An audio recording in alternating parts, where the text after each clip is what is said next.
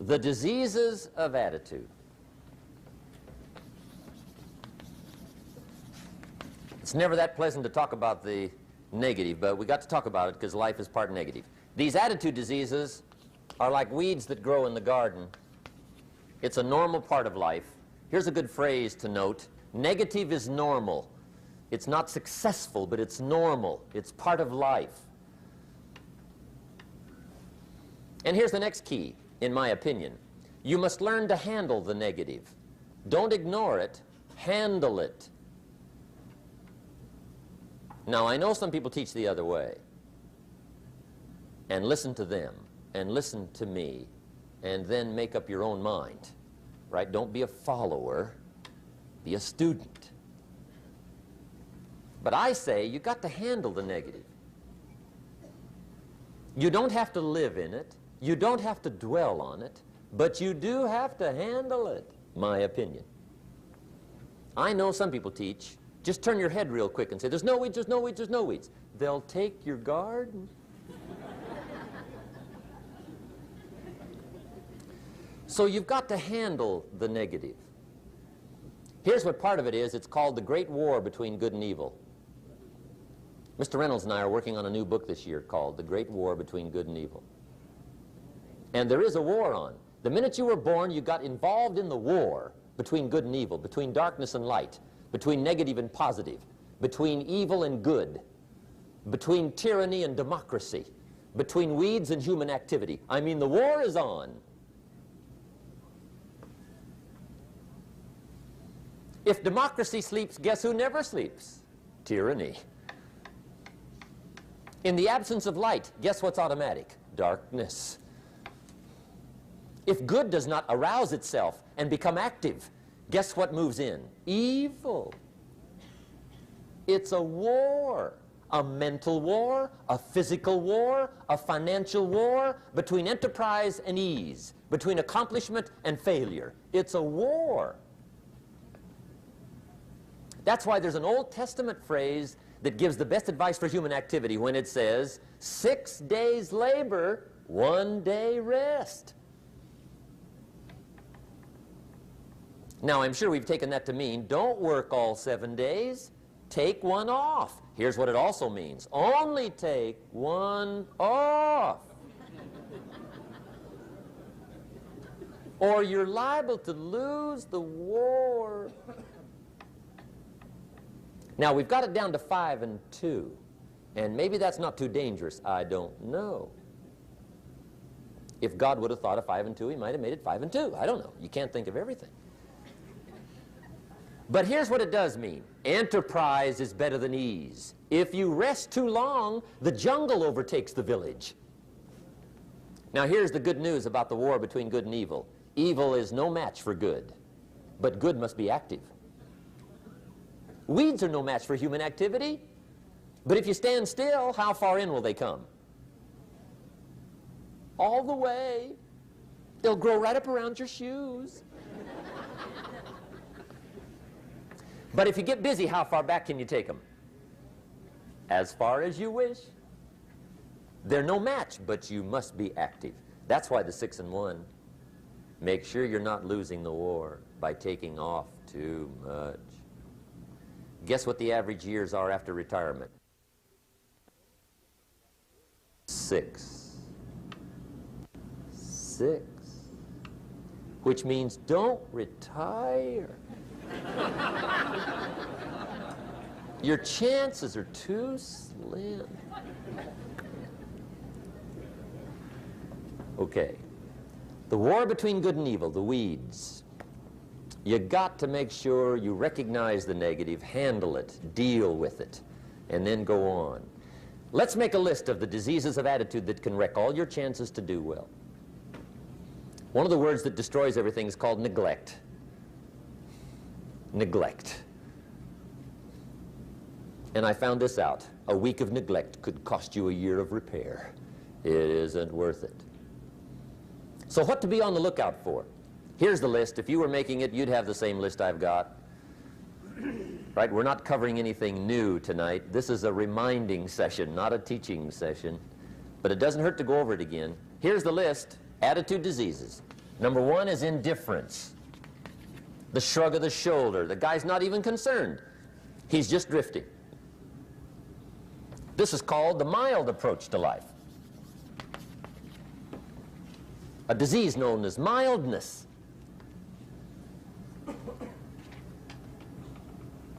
The guy says, well, I can't see getting all that worked up. Well, to be any kind of winner, you got to get worked up. There's one problem with drift. You cannot drift to the top of the mountain. And the good Lord said in the closing chapters of the Bible, here's the best way to live, one way or the other. That's best. Hot or what's next best? Cold is next best to hot. Not the half-baked middle, lukewarm, not too hot, not too cold. What a sad way to live. I think what it means is pick a direction and go with everything you got. Just pick one and go. Somebody says, yeah, but what if it's the wrong direction? You'll find out quicker. It won't take you 25 years to wake up and say, oh no, I've been walking the wrong road. I told my staff the other day, next best to prosperity is adversity. If one doesn't get you, pray for the other. We all do better from one of two reasons, inspiration or desperation. And I don't wish anything bad on you tonight, but if you're not inspired, I hope a wagon comes down your rut. Whatever it takes to get you to try harder, read more, set your goals, and go for it. Somebody asked me one time, what quality would I pick if I wanted to work with somebody? And you know what I picked first? Number one, strong feeling. Please, number one, give me somebody that feels strong.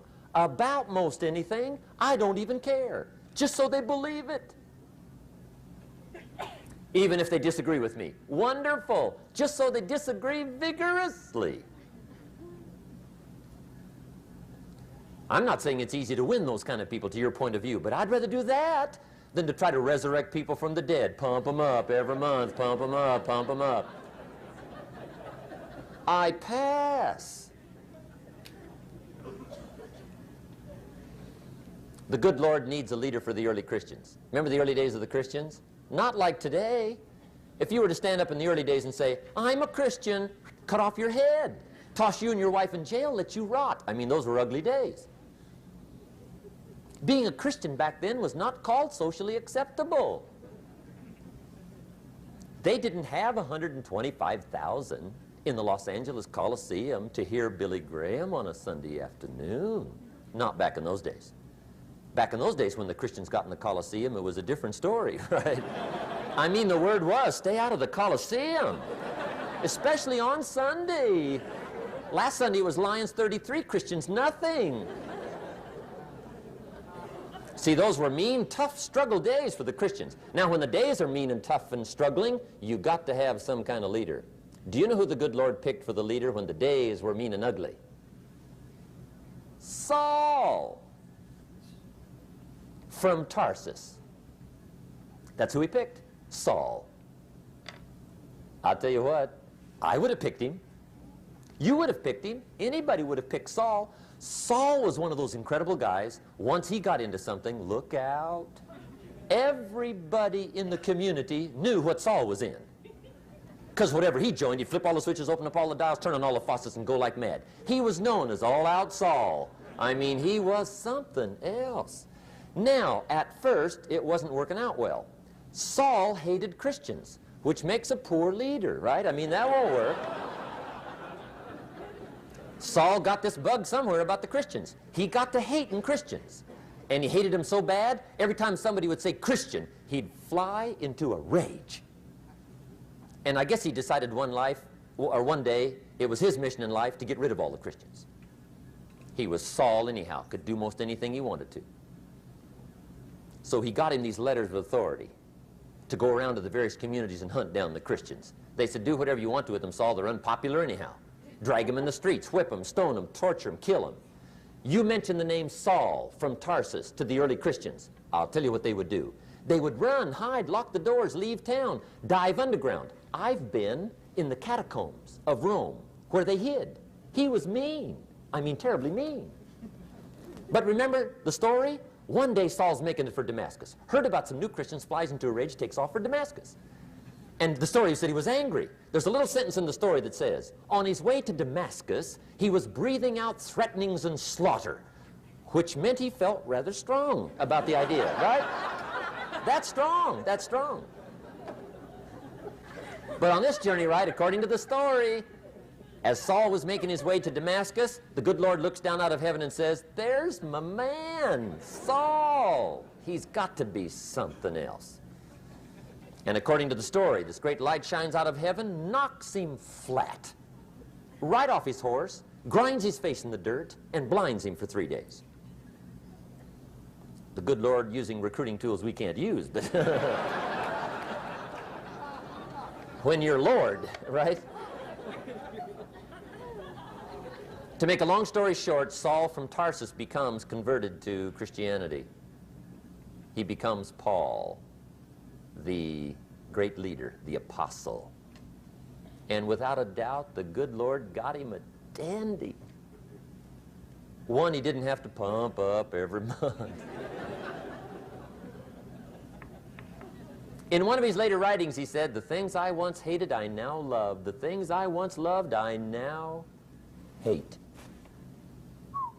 See, that's strong. Here's the key to the good life. Learn to put everything you've got into everything you do. Whatever you are doing, pour it on. It will quickly open up into opportunity or quickly disclose to you that you ought to be doing something else. The delusion is, if I had a better job, I'd really pour it on. See, that's delusion. Wherever you are, pour it on. Don't give somebody half a job for a day's pay. Pour it on. See, that'll help change your life. Get rid of this disease. Here's the next attitude disease, indecision. Mental paralysis. The guy can't make up his mind and it becomes a disease. Pretty soon he knows he's got it. The guy says, well, I know I'm on the fence. But he says, what if I get off on the wrong side? Listen, after a while it doesn't matter. Just get off. Any side will do. A life full of adventure is a life full of many decisions. The ones that turn out to be wrong give you better experience to make better decisions. So don't see how many decisions you can get out of, see how many you can get into. That's where the adventure is. So shake off this disease, indecision. The next one is doubt. Doubt's like a plague. And one of the worst is self-doubt. There are many, but that's one of the worst. The guy doubts himself. Doubts if it'll last that long for him. Doubts if he can do that well. Doubts if he can make that much. Doubts if he can accomplish all that. A chronic, excellent self-doubter. You can imagine what damage that does to your future. So here's the key. Turn this coin over and become a believer. And there's many things to believe in. One of the majors is yourself. The understanding of self-worth is the beginning of progress. Now, if those three don't get you, this one will. Worry. That's a devastating disease. Worry. Worry causes health problems, social problems, personal problems, family problems. It's devastating. Worry long enough, it'll drop you to your knees. Could reduce you to begging. I know how bad this one is. I used to have it bad. I used to be known as a super worrier. Not a super warrior. No, super worrier. My family wished I'd have been a warrior. I got those years to make up for. But I'll tell you what. My advice to you is do what I finally did on worry. Give it up. Who needs it? I'm not saying it's easy. I'm saying it's worth it. It took me almost 1 year to kick the worry habit, and it was not an easy year. It was one of the toughest years I ever spent, but I finally got that monkey off my back. And I discovered you could live the most incredible life free of worry. Not free of challenge, not free of difficulty, free of worry. I learned how to do it, and you can. Here's the next attitude disease. Over caution. Some people never will have much. They're too cautious. Now, you can also be too reckless, but you can also be too cautious. This is called the timid approach to life. And my caution was always the risk. Risk used to drive me right up the wall. I used to say, what if this happens? It's called the language of the poor. What if this happens? And on top of that, if this was to happen, look at the fix I'd be in. I better not try. I could always ace myself out. Then I'll tell you what changed my whole life when I finally discovered it's all risky. The minute you were born, it got risky. If you think trying is risky, wait till they hand you the bill for not trying. If you think investing is risky, wait till you get the tab for not investing. See, it's all risky. Getting married is risky. Having children is risky. Going into business is risky. Investing your money is risky. It's all risky. I'll tell you how risky life is. You're not going to get out alive. That's risky. The Englishman says, well, if that's the way it's going to work out, let's give it a go. Right, that's what it's for. Give it a go. Somebody says, yeah, but I'm looking for safety and security. Fine, then huddle in a corner. We'll cover you with a sheet, bring you 3 meals a day. And we'll protect you, feed you, look after you, care for you. We won't let anything happen to you, and you'll probably live to be 100. The guy said, well, yeah, I'd live to be 100. But what a way to live. Right. What a way to live, safe and secure. Don't ask for security. Ask for adventure. Better to live 30 years full of adventure than 100 years safe in the corner. And see, it's not important how long you live. What's important is how you live. Here's the next attitude disease. We're almost through with this motley list. In fact, we're almost through. Hang on. The next one is pessimism. Pessimism, the deadly disease of always looking on the bad side, the problem side, the difficult side, checking all the reasons why it can't be done. The poor pessimist leads an ugly life. He doesn't try to figure out what's right. He tries to figure out what's wrong. He doesn't look for virtue. He looks for faults. And when he finds them, he's delighted. How ugly. This is the poor guy who looks through the window, doesn't see the sunset. He sees the specks on the window.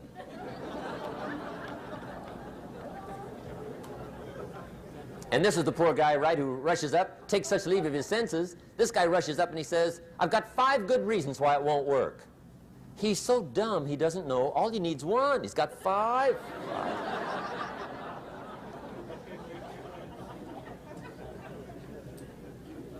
To the pessimist, the glass is always half empty. To the optimist, the glass is half full. Why would the same measure affect people 2 different ways? Answer, it all depends on how you look at it. Our lives are mostly affected by the way we think things are, not the way they are. The way we think they are affects us most. There's a subject we don't have time to get into tonight called better thinking habits. One of the major things Shove taught me when I met him, he said, poor thinking habits keeps most people poor. Not poor working habits. Most people work hard, but they don't think hard. And Shove taught me that the mind is like a factory, a mental factory. And whatever you think about all day long pours ingredients into this mental factory. And that's what builds the economic, social, financial fabric of your life. He quoted me a Bible phrase that says, as you think, so you become. How awesome. When he talked about poor thinking habits, he had me. I used to start the day reading the morning newspaper. I mean, you can believe that or not. I'd get a cup of coffee and read the paper. I'd load up on wars and riots and murders and stabbings and killings and bank robberies and muggings and car wrecks and tragedies. I'd even read the back pages. I seem to like that stuff for some weird reason. I'd load up on all that, and then I'd start the day. You can imagine the kind of days I used to have. You walk around on your financial knees. They call you economic peewee.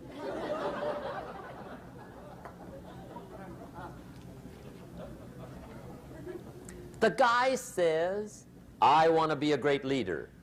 Wonderful. The first thing we do is follow him to his house. When we get there, we walk in and check his library, number one. Somebody says, well, why check his library? The reason is because what a man reads pours massive ingredients into his mental factory, and the fabric of his life is built from those ingredients. You would not believe what some people have got in their house to read. You would not believe. One of the best dressed up words I know for a lot of it is trash. Can you imagine dumping a barrel of trash into this mental factory every day and coming out with a rich, dynamic, positive life? It can't be done. You might as well try making a cake with cement. The kids back in Danbury, Connecticut, high school, they're asking me questions one day. I'm talking to the kids. Kids got good questions these days. One of them said to me, Mr. Rohn, how do you build the good life? I said, it's simple. It's not easy, but it's simple. Here's how you build anything.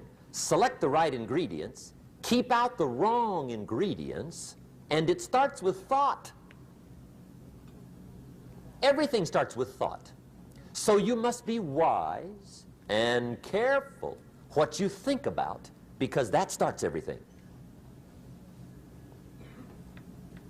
You got to be wise and careful. I asked the kids, what would happen if somebody dropped sugar in my coffee? They said, well, you'd be okay. I said, what if somebody dropped strychnine in my coffee? They said, well, you'd be dead. I said, correct. Lesson one, life is both sugar and strychnine. You gotta be careful. I said, what if my worst enemy drops in the sugar? They said, will you be okay? I said, what if my best friend, even by accident, drops in the strychnine? They said, well, you'd be dead. I said, correct. Lesson two, watch your coffee.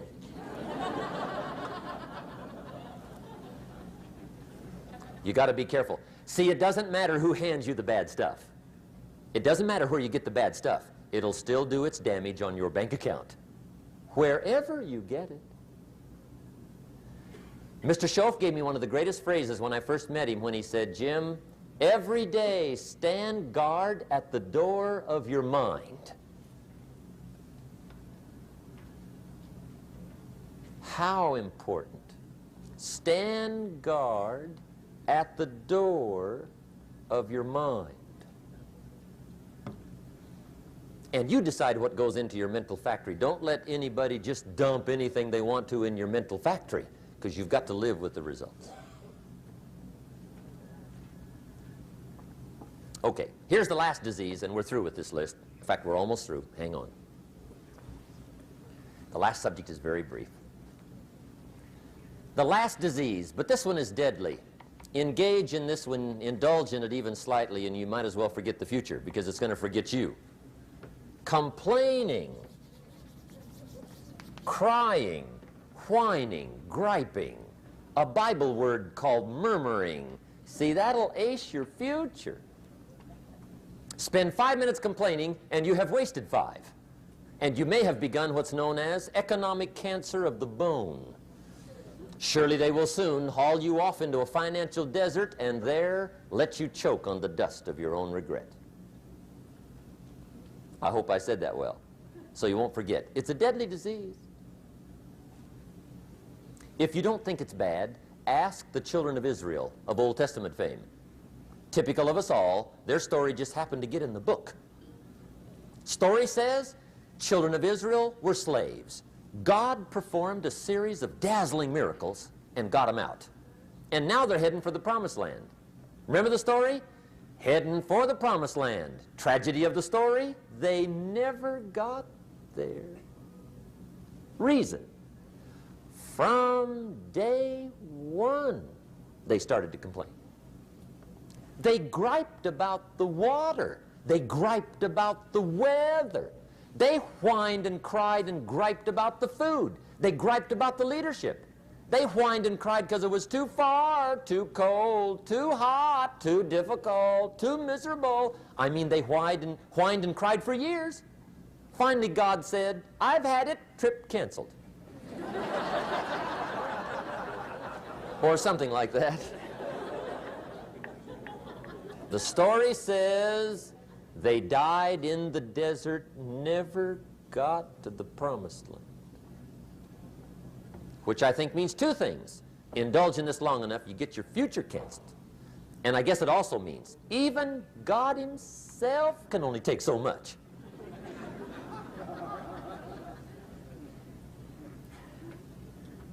Okay. Just be on the lookout of the things that can destroy all the good you start. The war is on. And this evening, tomorrow, mentally, personally, socially, economically, you got to make sure you're winning the war. And this is part of it.